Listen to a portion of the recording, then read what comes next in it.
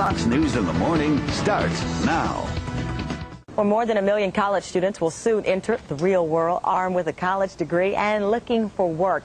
And things are looking up for grads in the job market. Experts are predicting a 13% increase in hiring, but more than 55% of grads still will not have jobs coming graduation time. Now, Brad Karsh, job search expert and founder of JobBound, says there are some secrets to getting a job, and he's here to share his secrets with us. Thank you so much, Brad, for joining us. Thank you. Now, you've got a lot of experience in this because you used to look through tons and tons of resumes at your old job at Leo Burnett. It was my job to read all the resumes. I read over 10,000 resumes. I interviewed 1,000 people. That's scary. It is scary. So I imagine on many days it would just become a blur. Exactly. Get resume after resume after resume, and recruiting directors look through resumes a lot like you might look through a magazine. Like you have this Vogue magazine here. It's Vogue. the biggest book ever. And that's how many resumes you might look through. Right, so there are 832 pages, about 700 ads in here. I would routinely get 700 resumes for one job. I'd flip through it like you might flip through this magazine. And if I asked you to look through this tonight and just pick 10 products that you'd like to buy, are you going to read every word? No. No way. You're just going to pick ones that are relevant and compelling to you. Same for me. So if I flip through this and come across this ad for Infusium, let's say, it's for frizzing hair.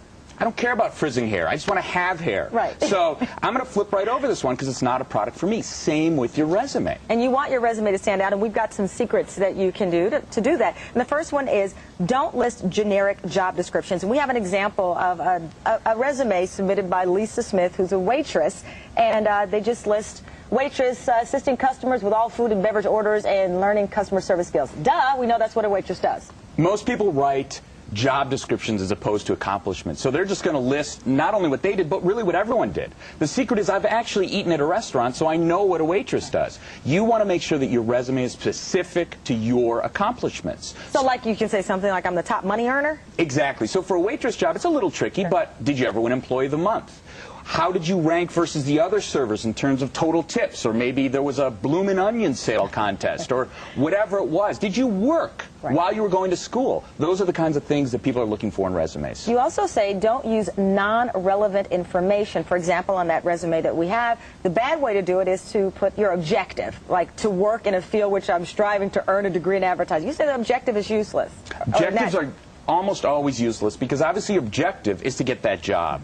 A lot of people write these very fluffy objectives to work in the field in which I'm striving to get a degree. I did that on my resume. Why are we all doing the wrong thing? Well, there's a lot of misinformation out there because there are a lot of people are getting advice not necessarily from folks who have read through resumes and determined what's going to make it and what isn't. So right now, if I'm holding a resume at home and I have objective on there, you think we should just eliminate that? Unless you're applying very generically to a company where you don't know if they have an opening, then you want to have a very specific objective to obtain a position as an anchor at Fox News in the morning. Okay. That's it. That's it. All right, you also say don't use immature email addresses, which I thought this is the best tip at all because you're not thinking like my email address is Texas T. I don't want to do that. Exactly. And students don't think about that stuff. So I've gotten, this one says, I'm so tired at yahoo.com. I've gotten Shimmer Girl, Pretty Blonde. I got to be honest with you. Companies don't want to hire Pretty Blonde 3 at yahoo.com. They might want to date her, but they don't want to hire. Do you want to put like your name? Is it better if that web address is available to put,